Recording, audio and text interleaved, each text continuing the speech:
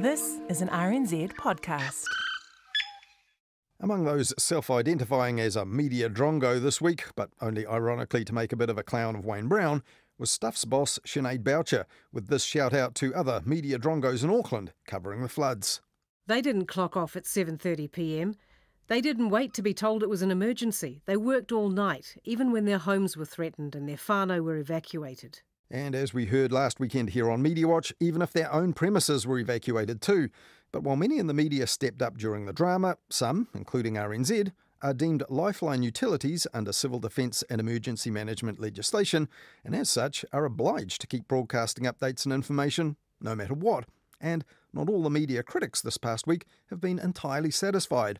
In his weekly commentary, former New Zealand Herald Editor-in-Chief Gavin Ellis said the media coverage on the Friday night was limited to local evacuation events, smartphone videos, and interviews that were light on detail, and he said we didn't get a picture of how badly the city and the region was really being affected. I waited for someone to appear, pointing to a map of Greater Auckland and saying, "These areas are experiencing heavy flooding.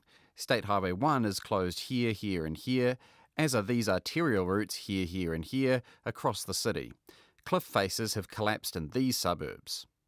Well, in a minute we'll look at how what he wanted there could actually be achieved.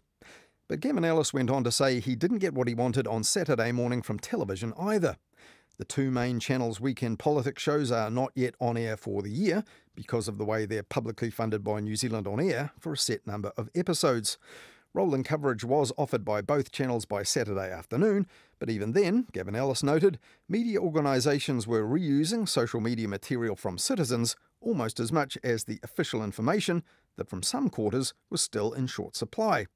Duncan Grieve, writing in the spin-off, also said that the floods had showed official communications can't respond at the required pace in a crisis, and even the major media institutions, he said, appeared too thinly staffed on an Auckland holiday weekend to interrupt scheduled programming. At the peak of the storm and maximum public interest, TVNZ1 had Clark Gayford taking a couple through their home renovation. And even on the Friday evening of a long weekend, he said, we are entitled to expect better. And in the same vein, one Mediawatch listener got in touch to complain that Country Life was on air as usual on RNZ National on the Friday night, while the big city was flooding. Now, all this makes you think that a decently funded public media entity might be able to offer comprehensive coverage of a sudden crisis on TV, radio and online, should we ever get one. But the spin-off's Duncan Grieve reckoned the main takeaway was that this time it was the user-generated smartphone coverage which really clarified how bad the situation was in real time. While the city's mayor prevaricated over whether to declare a state of emergency, its citizens watched their phones in horror as Auckland drowned. TikTok in particular, in Duncan Grieve's words, decisively won the media coverage. And having read that, long-serving former TV3 news boss and now editor at Newsroom, Mark Jennings, agreed. My own sources of information have pretty much been social media as well, which I wouldn't have thought would be the case in the past. But if we look at where we're getting the best pictures, the fastest pictures, the actual localised knowledge that probably all of us in Auckland have been requiring, social media has been the fastest way to get it. By way of contrast, Newlyn MP Deborah Russell said on 9 to Noon on Wednesday that she'd been to the houses of several stricken constituents who didn't have smartphones or use the internet at all. And it remains to be seen if the relationships between emergency management agencies, news media and social media are fully considered in the reviews of this week's unprecedented disaster. But gaps in our response capability and capacity to keep pace with social media were identified way back in April 2019 with the publication of the National Disaster Resilience Strategy, and that also noted that a ministerial review 2 years earlier had identified emerging issues such as maintaining pace with media and social media responding to new and complex emergencies, and the type of command, control and leadership required to ensure rapid, effective, inclusive and compassionate response and recovery. And those emerging issues emerged pretty starkly this past week. Dan Neely is a Senior Advisor in Emergency Preparedness at the Wellington Regional Emergency Management Office, or REMO for short, and he's been there since 2009, and he's been a key figure in adopting social media platforms like Facebook to boost its reach. We see social media as a really important platform to connect and communicate important messages to our public. So it allows two-way conversations to be had and real-time information to be disseminated. Yeah, so I can recall, talks that you'd given years ago, because you've been in your job for quite some time, and years ago pointing out that Facebook was quite important now, and you were getting a lot of followers at Remo. Is social media now integrated right into your disaster planning and communications? Yeah, so mainstream media, organizations like Radio New Zealand, for example, are critical lifeline partners that are important during an emergency response. We also use social media in a lot of ways. So in the Emergency Operations Center, for example, both emergency management and our councils are trained in public information management, and those teams actively incorporate social media into the intelligence gathering as well as how those messages are being conveyed to the public, right? So platforms like Facebook and Twitter and TikTok can really provide live video and audio feeds that are really focused information, and that can be hugely useful to those of us in the official response and provide a perspective of what is happening really on the ground and validate what we're hearing. Does it perhaps give people unrealistic expectations of, what can be achieved and communicated? Now, do they think that maybe every agency should have some sort of mission control with digital professionals wearing headsets, up 24/7, able to provide this sort of constant audio-visual service alongside? What we know and what we see is people get really hungry for information when something's going on. People increasingly expect a certain degree of 24/7 information, about everything. In my field of emergency management, we're really conscious of keeping our messaging tied to emergency management, which is really the realm of life and property safety, and not getting pulled into quote-unquote inconvenience management, which causes more long stuff like traffic delays and canceled events. That's a really interesting distinction. So emergency from inconvenience. So, for example, if there's a holiday weekend and there's an accident that clogs a major highway and is going to cause disruption, people expect now to hear about that through social media platforms and through the news media via, a comms team at an agency like Waka Kotahi, for example. So, maybe that increases their expectation that when something approaches the status of an emergency, that there will be 24/7 coverage, no matter when and where these crises hit. Emergency management, which is really our job to help the public make those important decisions when it matters, as well as kind of maybe drawing a line between inconvenience management, which is just any of us can experience frustrating things at any time. Right now, there's something called the Trifecta program, which is feeding into possible new legislation for emergency management. So all this stuff is in play. The fact that what's happened in Auckland and the communication side of it is all going to be reviewed now, the Auckland Mayor has said. Will the findings they come out with be of intense interest to you and the Wellington Emergency Management Office when they come out? We all review what happens across the country, and we're always looking at ways to improve the sector. We started one of the country's first social media accounts back in 2010, and it's a medium that made sense to us at the time. You can really see the way that those different platforms are pitched towards different audiences. Will continue to evolve as we learn and as those platforms continue to expand. That was Dan Neely, a senior advisor in emergency preparedness at the Wellington Region Emergency Management Office, or REMO for short. Now, as we heard earlier, Gavin Ellis lamented the lack of a big picture, literally in the form of a map showing closures, inundations, relief centres, danger areas and so on. But way back in 2016, REMO commissioned research into whether citizens and their social media could actually be harvested to create something like that in a crisis. Massey University design lecturer Tristram Sparks, along with colleague at Massey Joe Bailey, led the effort to design a live crisis map which emergency management agencies, the media and citizens alike could all use to track and respond to developing disasters. Crisis mapping is quite an old idea, and through some research and some really committed work from developers and citizens on the ground after the Christchurch earthquakes, they started plotting where the damage was occurring and where ongoing response was needed and where the situation was still developing. Wellington Regional Emergency Management Office, they commissioned Joe Bailey and I at the College of Creative Arts to take a look at this, and this is where the idea of our main research came from, preparing people to use a map and to aggregate information before a crisis hit. Just like the GeoNet application that GNS puts out, one of the first things that most of us do when we feel an earthquake is reach for our smartphones, pull it out, submit a felt report. Now, it happened this week. They had an earthquake centred near Morrinsville, I think, on Friday.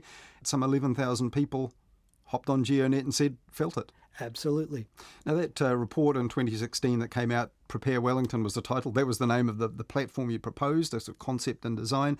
The neat little, I think, templates in there, graphics showing what a user might have. So a little thing you could see. So you spotted something. What's your location? What sort of incident have you seen? All of it geolocated. Is the idea that if enough citizens have pre-boarded, or whatever the term is, they've used it, they've adapted it, they've got it on their phones, when something happens, you'll start seeing all these little data points filled in, a live map will start to exist.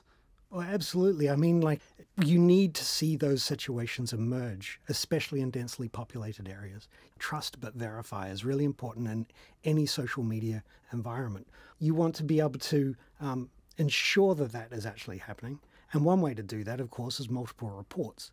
The other way to verify something, of course, is by civil defence and emergency services professionals. So that verification is important. But it's not just the geolocation that's important, it's the timeline.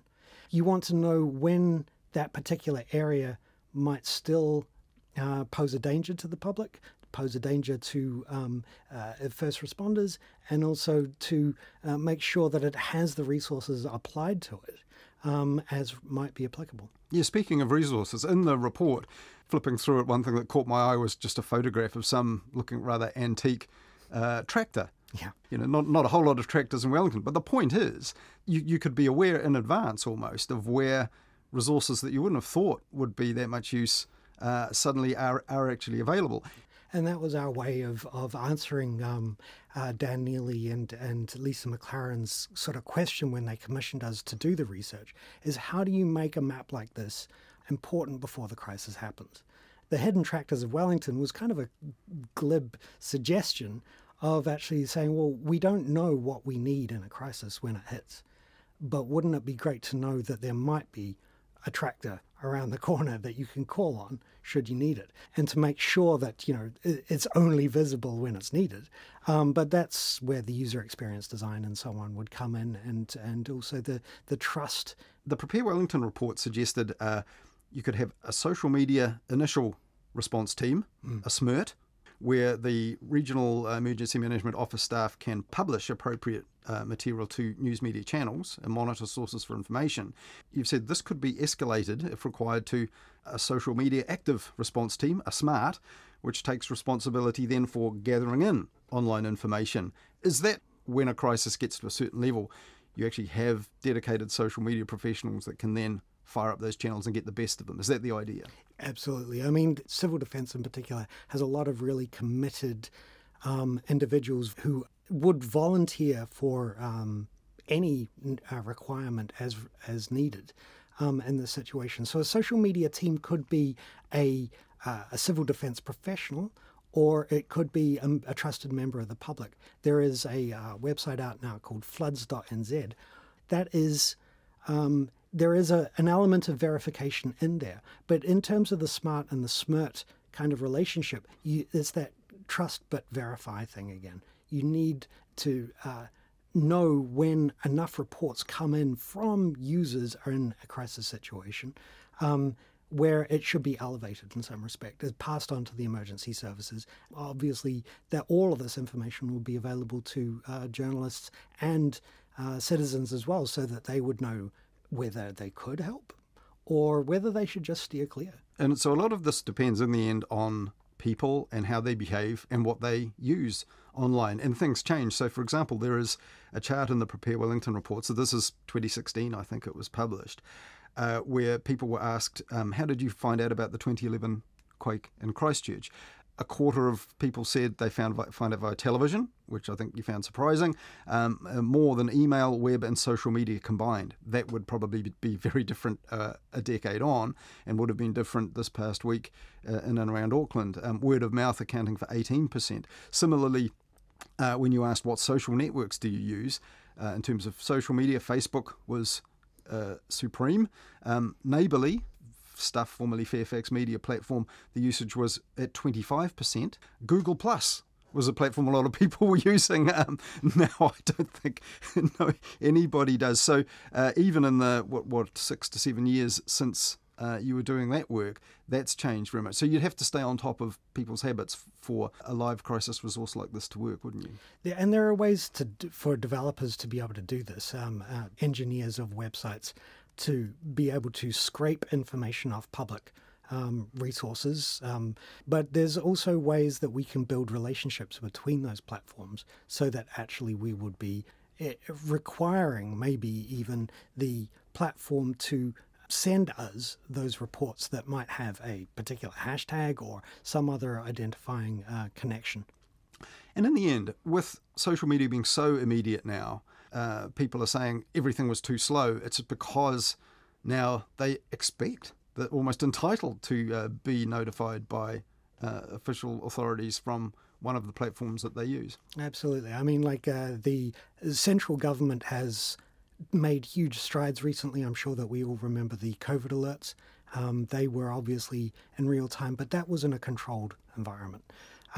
Real-time media has set up a cultural expectation for a certain demand to be notified. And this is even like not when there's necessarily a crisis, just when there's a major road closure, one accident and holiday traffic's held up. People say, why the hell didn't I find out straight away? You know, people do expect it now, don't they? Yeah, I mean, there's a lot of talk about how social media undermines community cohesion.